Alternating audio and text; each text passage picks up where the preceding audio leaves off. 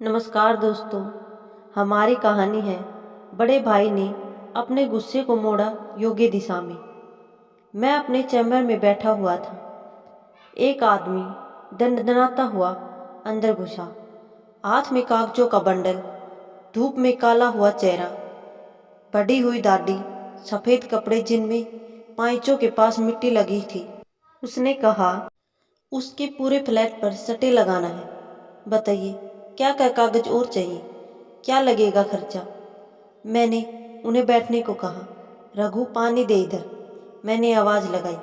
वो कुर्सी पर बैठे। उनके सारे कागजात मैंने देखे, उनसे सारी जानकारी ली। आधा पौना घंटा गुजर गया। मैं इन कागजों को देख लेता हूँ, आपके केस पर विचार करेंगे। आप ऐसा कीजिए बाबा, शनिवार को मिलिए मुझसे। 4 दिन बाद वो फिर से आए, वैसे ही कपड़े, बहुत डेस्परेट लग रहे थे। अपने भाई पर गुस्सा थे बहुत। मैंने उन्हें बैठने को कहा। वो बैठे। ऑफिस में अजीब सी खामोशी गूंज रही थी। मैंने बात की शुरुआत की। बाबा, मैंने आपके सारे पेपर्स देख लिए। आप 2 भाई, एक बहन, माँ बाप बचपन में ही गुजर गए। तुम 9वीं पास, छोटा भाई इंजीनियर। आपने कहा कि छोटे भाई की पढ़ाई के लिए आपने स्कूल छोड़ा, लोगों के खेतों में दिहाड़ी पर काम किया। कभी अंग भर कपड़ा और पेट भर खाना आपको मिला नहीं, पर भाई की पढ़ाई के लिए पैसा कम नहीं होने दिया। एक बार खेलते खेलते भाई पर किसी बैल ने सींग घुसा दिए। लहूलुहान हो गया आपका भाई। फिर आप उसे कंधे पर उठाकर 5 किलोमीटर दूर अस्पताल ले गए। सही देखा जाए तो आपकी उम्र भी नहीं थी ये समझने की, पर भाई में जान बसी थी आपकी। माँ बाप के बाद मैं ही इनका माँ बाप, ये भावना थी आपके मन में। फिर आपका भाई इंजीनियरिंग में अच्छे कॉलेज में एडमिशन ले पाया। आपका दिल खुशी से भरा हुआ था। फिर आपने मरे दम तक मेहनत की। 80,000 की सालाना फीस भरने के लिए आपने रात दिन एक कर दिया। बीवी के गहने गिरवी रख के, कभी साहूकार से पैसा लेकर आपने उसकी हर ज़रूरत पूरी की। फिर अचानक उसे किडनी की तकलीफ शुरू हो गई। दवाखाने हुए, देव भगवान हुए, डॉक्टर ने किडनी निकालने को कहा। तुमने अगले मिनट में अपनी किडनी उसे दे दी। फिर भाई मास्टर्स के लिए हॉस्टल पर रहने गया। लड्डू बने, देने जाओ। खेत में मकई खाने तैयार हुई, भाई को देने जाओ। कोई तीज त्योहार हो, भाई को कपड़े करो। घर से हॉस्टल 25 किलोमीटर। तुम उसे डिब्बा देने साइकिल पर गए। हाथ का निवाला पहले भाई को खिलाया तुमने। फिर वो मास्टर्स पास हुआ, तुमने गांव को खाना खिलाया। फिर उसने शादी कर ली। तुम सिर्फ समय पर वहाँ गई। उसी के कॉलेज की लड़की जो दिखने में एकदम सुंदर थी।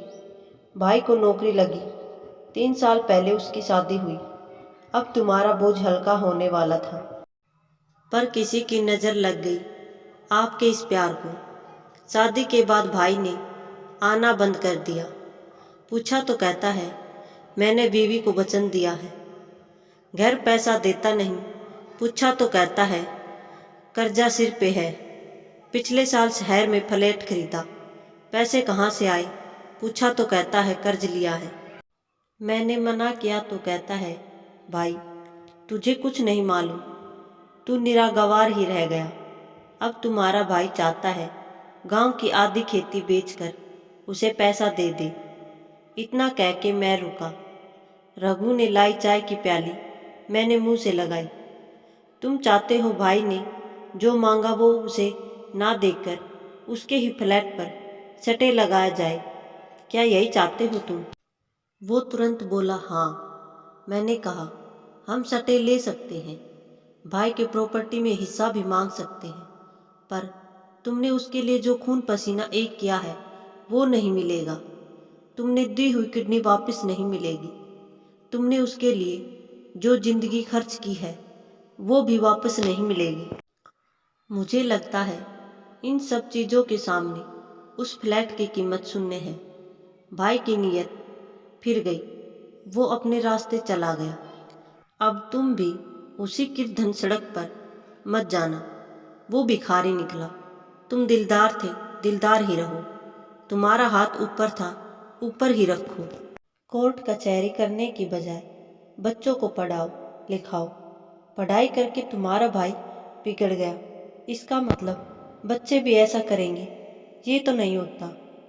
वो मेरे मुंह को ताकने लगा, उठ के खड़ा हुआ, सब कागजात उठाए और आंखें पोंछते हुए कहा, चलता हूँ वकील साहब। उसकी रुलाई फूट रही थी और वो दिख न जाए ऐसी कोशिश कर रहा था।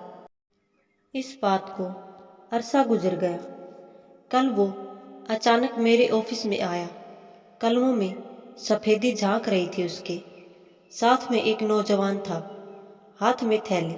मैंने कहा, बाबा बैठो। उसने कहा, बैठने नहीं आया वकील साहब, मिठाई खिलाने आया हूँ। ये मेरा बेटा बेंगलोर रहता है, कल आया है गांव। अब 3 मंजिला मकान बना लिया है वहाँ। थोड़ी थोड़ी करके 10-12 एकड़ खेती खरीद ली। अब मैं उसके चेहरे से टपकते हुए खुशी को महसूस कर रहा था। वकील साहब, आपने मुझे कहा कोर्ट कचहरी के चक्कर में मत लगो। गांव में सब लोग मुझे भाई के खिलाफ उकसा रहे थे। मैंने उनकी नहीं, आपकी बात सुन ली।